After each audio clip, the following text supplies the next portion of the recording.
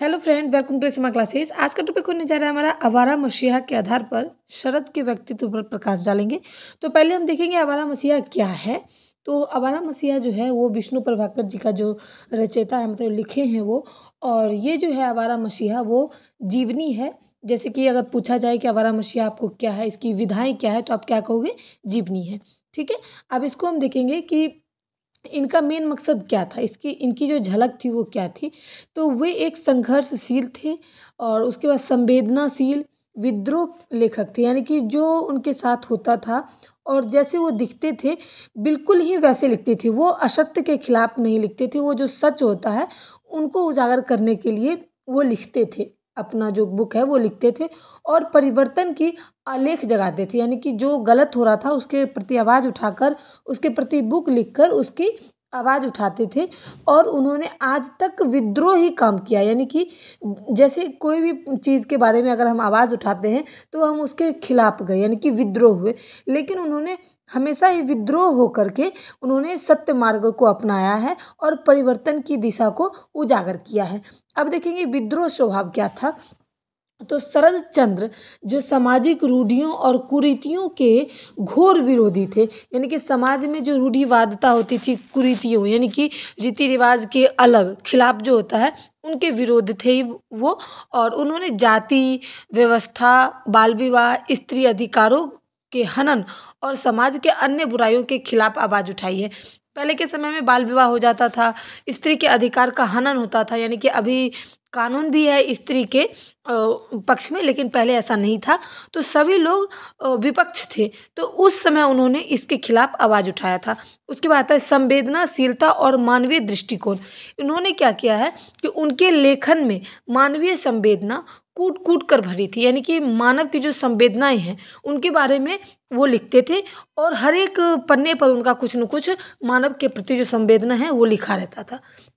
वे समाज के हाशिए पर खड़े लोगों और विशेषकर स्त्रियों और विधवाओं और दलित के प्रति गहरी सहानुभूति रखते थे। यानी कि पहले के समय में कम उम्र में शादी होने के कारण लोग जल्दी विधवा भी हो जाते थे, तो उनको जैसे पहले सती बनना पड़ता था। कई चीज़ें ऐसी होती है जैसे विधवाओं को, दलित जातियों को समाज में इज्जत नहीं मिलता था, तो उनके प्रति उनके मन में सहानुभूति थी, लोगों के प्रति दया थी, तो वो उसी हिसाब से ही आवाज़ उठाते थे लोगों के प्रति।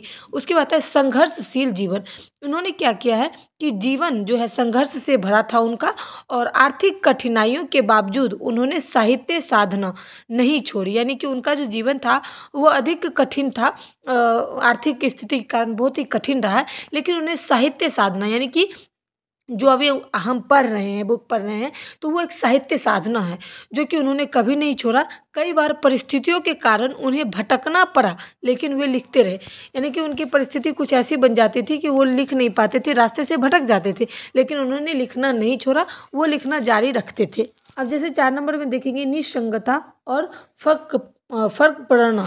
यानी कि इसमें क्या होता है कि उनको कोई फ़र्क नहीं पड़ता था, वो निसंगत, यानी कि जो अच्छे संगत होते उसी में रहते थे और कुसंगत में नहीं रहते थे। जैसे कि वे पारंपरिक बंधनों में बंधना पसंद नहीं करते थे। पारंपरिक क्या था हमारा, जो कुछ संस्कृति है, जो हमारी पढ़ने की चीज़ें वो तो ठीक है, लेकिन जो फालतू की जो पहले की परंपराएं होती थी, अगर पति मर गया तो स्त्री को सती होना पड़ता था, अगर विधवा है उसको दूसरा शादी नहीं करना है, अगर कम उम्र में विधवा हो गई तो कई सारी चीज़ें जो है वो पारंपरिक तौर पर बंधनों की तरह उसे बांधता था। लेकिन उन्हें उन बंधनों में बंधना जो है वो पसंद नहीं था। अपने जीवन में उन्होंने किसी भी प्रकार की दिखावे वाली सामाजिक संरचना को स्वीकार नहीं किया है। यानी कि बहुत लोग क्या करते हैं, बहुत जो है वो समाज को दिखाते हैं कि हम आपके साथ हैं, लेकिन वो करते अलग काम है। लेकिन उन्होंने ना ही दिखाया है, ना ही उस चीज़ को स्वीकार किया है। उन्होंने जो भी विपक्ष जाकर के उनके खिलाफ आवाज़ उठाया और एक स्वतंत्र चित्त व्यक्ति बने रहे, यानी कि स्वतंत्र, उन्हें कोई बांध नहीं सकता, वैसे व्यक्ति बने रहे। 5वां है नारी के प्रति सम्मान और सहानुभूति।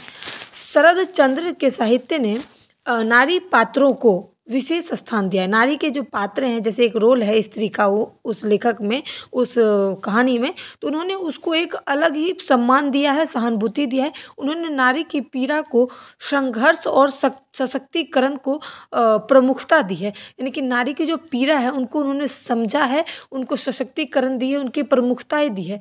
और परिणीता हो गया, देवदास और श्रीकांत में यह विशेष रूप से देखा जा सकता है। यानी कि ये जो इन्होंने जो लिखी है, नाम है ये, तो उन्होंने जो लिखा है उनमें विशेष रूप से स्त्री का सम्मान और सहानुभूति के बारे में देखा जा सकता है। किस किस में? देवदास में, श्रीकांत वाला में और परिणीति नीति में। तो इसमें क्या है, ये सारी चीज़ें को देखा गया। उसके बाद आता है छठा है सरलता और सादगी।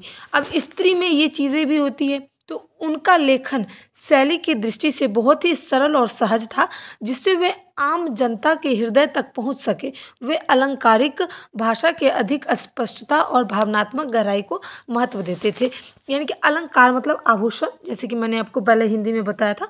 तो आभूषण जैसे कि हमारे समाज का, देश का एक सरल स्वभाव, सादगी यानी कि सुंदरता, आकर्षक जिसको बोलते हैं, वो सारी चीज़ें कि वो स्पष्ट थे, यानी कि निकट भी थे और स्पष्ट जानते थे। उनकी भावनाओं को, गहराई को महत्व देते थे। उनकी जो भावनाएं हैं स्त्री की और नारी की, उनको महत्व देते थे। उनकी सरलता, सादगी, उनके हर एक चीज़ों को उन्होंने व्याख्या किया है और अच्छे ढंग से किया है। उसके बाद है सातवां समाज सुधारक दृष्टिकोण। इसमें क्या होता है कि वे केवल एक कथाकार नहीं थे, बल्कि उनके लेखन में समाज सुधार की छवि भी नजर आती थी।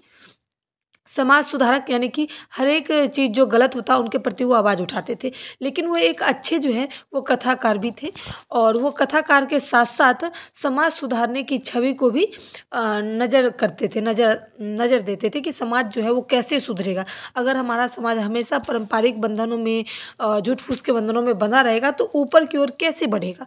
तो वो समाज सुधारक की छवि को भी नज़र करते थे। उनके उपन्यासों में व्याप्त यथावाद और सुधारवादी दृष्टिकोण इस चीज़ को प्रमाणित करते हैं। यानी कि समाज सुधार दृष्टिकोण में सुधारवादी जो दृष्टिकोण है वो उपन्यास, यथार्थवाद, ये सारी चीज़ों में उन्होंने समाज सुधारक के बारे में बताया है, कहा है। तो ये सारी चीज़ें जो हैं वो समाज सुधारक के लिए प्रमाणित है, यानी कि प्रमाण है कि उन्होंने ऐसा लिखा भी है। एक अच्छे कथाकार भी थे और समाज सुधारक जो था उनका मेन मुद्दा था। तो ये थे, और वो हमेशा विरुद्ध जाते थे क्योंकि लोगों का अच्छा हो। वो अपने अच्छे के बारे में नहीं सोचते थे, नारी की, दलित जाति की, विधवाओं की। तो ये सारी चीज़ों को उन्होंने हमेशा बढ़ावा दिया है, उनको ध्यान रखा है, सम्मान रखा है और उनके बारे में सोचा है, और उनके लिए कुछ न कुछ करने की उनके मन में जिज्ञासा रहती थी, जो कि स्त्री के मान सम्मान में हनन आता था। तो इसीलिए उसके विरुद्ध जाकर उन्होंने समाज सुधारक काम किया, स्त्री को मान सम्मान दिलाया। तो वो जो विरुद्ध हमेशा उनको दिखाया गया था, वो अपने लिए विरुद्ध नहीं थे, वो लोगों के लिए, समाज के लिए नया कुछ करना चाहते थे। इसलिए वो सबको विरुद्ध दिखाई देते थे और विपक्षी लगते थे कि वो हमारे विपक्ष जा रहा है, हमारा दुश्मन है। लेकिन वो ऐसा नहीं करते थे, उन्होंने बहुत सारा योगदान दिया है, लोगों के प्रति सोचा है। तो यही था हमारा आवारा मसीहा का व्यक्तित्व पर प्रकाश मैंने अच्छे से डाला है। उम्मीद करती हूँ वीडियो को पसंद आया हो। अगर आए तो like share support. Thanks for watching my video.